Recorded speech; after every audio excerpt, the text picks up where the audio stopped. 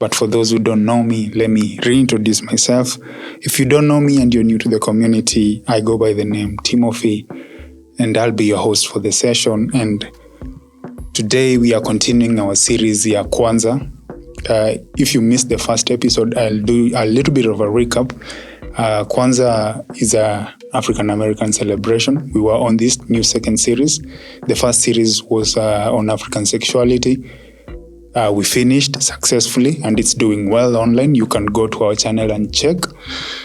So we decided to bounce on this new series, which is called Kwanza, which is also relates more with the African studies, because the dissection here is always about the African studies. As you can see from the first series, it was about African sexuality, talking about sexuality in the perspective of Africans, through the lens of the African. And this Kwanza is also an African thing, but basically it's a celebration that reminds Africans where they come from, mostly the Africans who live in the diaspora, who are abroad, either in the Europe or America or any other part of the world. So it's a convening that happens on each and every 26th of December through to the 1st of January in the new year, each and every year. So in short, that is the definition, and that is just to bring you on board for those wenye ni wageni. And I feel like stay tuned, because we are going to have some interesting guests on board to dissect further and to share their knowledge about what they understand on Kwanza. And the last time we met, I know it's been a while, the last time we met we were discussing about the first principle of Kwanza, which was umoja. And from the definition we saw that umoja means unity. Umoja, as the first principle of Kwanza, aims to bring people together, all the black people from different corners of the world together in harmony and in peace, to remember or to recollect about their descent and where they came from. So in short, that was the first episode, which was Umoja. And today, luckily, my people, we are going to talk about the second principle of Kwanza, which is Kujichagulia. I know it's self-determination. Translating from the English language into Swahili languages, Kujichagulia is self-determination. So Kujichagulia is represented by the second red candle on the kinaro. Remember we have the 7 principles, and we had also the other 7 candles. So Kujichagulia focuses mostly on identity. Who are you? What defines you? As we had said on the earlier episode, our identity as Africans, if you want to distinguish Africans from any other race, or if you want to distinguish African descent from any other race, it's just the color. And that's what makes us unique, because there's no other color like us. Once you see a dark color, or maybe a mixture of white and black to bring chocolate, you just realize that here hapa kulikuwa na at least one of the parents was an African. And that's what makes us unique, and bringing it into the identity focus. Now our identity speaks before us. Even before we say who we are, we identified by certain features. Just the way that many people in this life like to identify themselves by the purpose they do. First, I wanted to bring this point across. Have you ever gone to a place, maybe it's a formal or an informal networking meeting, and then you meet maybe a potential investor or just a friend, a certain exec, and then you introduce yourself like, oh, how are you, sir? My name is Timothy. I do this. I'm into the business world and the corporate finance and so forth, the private equity. And then the guy asks you, the lady asks you, I really want you to define who you are. when all these other factors are taken away, that one thing, that one person that remains is the one person that I really want to hear from. On the same, we have 3 pillars under self-determination. The first pillar is to define ourselves. Refusing to accept labels and stereotypes or identity imposed by other people. How you define yourself is what you become.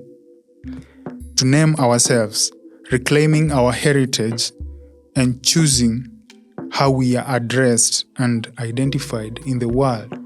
We have to name ourselves. Apart from the name that we are given when we were conceived, when we were born, we have to come up with an identity of ourselves after studying your character, your personality, who you are, what you do, what you eat. All those things sum up to bring your identity and to tell us exactly who you are. And that's naming yourself. And the third principle is to speak for ourselves, to ensure our voices and stories and truths are heard rather than being interpreted by others. So the first principle is to define ourselves, the second one is to name ourselves, and the last one is to speak for ourselves. These 3 principles are the main or the fundamental principles that define what self-determination is. In other words, what Kujichagulia is. And going onward, we are our own liberators. To define ourselves or name ourselves or create for ourselves and speak for ourselves is the foundation of our true freedom. Kujichagulia encourages individuals to look within and towards their community, to establish goals, and to ask, who am I? Am I who people say I am? Am I the one who's deciding for myself, or am I a person that other people are going to define? We are just talking about Kujichagulia as the sovereignty. Yeah, this is imenikumbusha the first article of our constitution. Sovereign power belongs to the people. And Kujichagulia is one of the main principles of sovereignty when it comes to our constitution. It means you're free to do whatever you want, however you want it, whenever you want it, but within a set of principles that are guiding you. You're not just allowed to do anything because you'll be aggressive and not assertive. Because being assertive means you know you have your rights, and also the next party has their rights as well, and you're not supposed to cross boundaries. So, if you dive a bit deeper on expanding on these aspects, we have the aspect of identity reclamation. It's about peeling off the labels that were thrown onto you. It's a common thing mostly in here I can say here in Africa, or here in Kenya, specifically in Nairobi. Many youths are caught up in identity crisis, and we have the problem of profiling. Many people like to profile youths just by how the youth has dressed, how they speak. So people start profiling them and saying, oh, nani anavuta tu bangi just because maybe you have dreads. Nani ni mwizi just because you don't have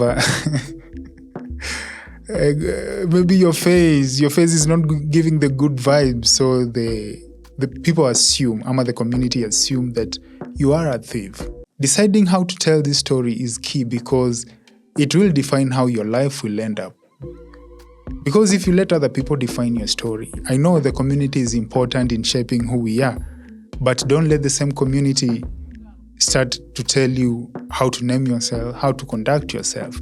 Because I believe if you are old enough, if you are mature enough, you know how to drive yourself, you know what you want, you have your internal drive, you have your motivation, you know what drives you. So why would you let another person come to define who you are, come to tell you you are this, you're this, you're this, you're that? At the end of the day, it's not bad to follow those rules, but at the end of the day, if you follow those rules and then it lands you in a tough place, you'll start pointing fingers, you'll start blaming people. You are blaming people, but when you had the power to exactly choose who you wanted to be, so Here, I pose a question. Who is to blame? Is it the other person or is it you? A word is enough for the wise.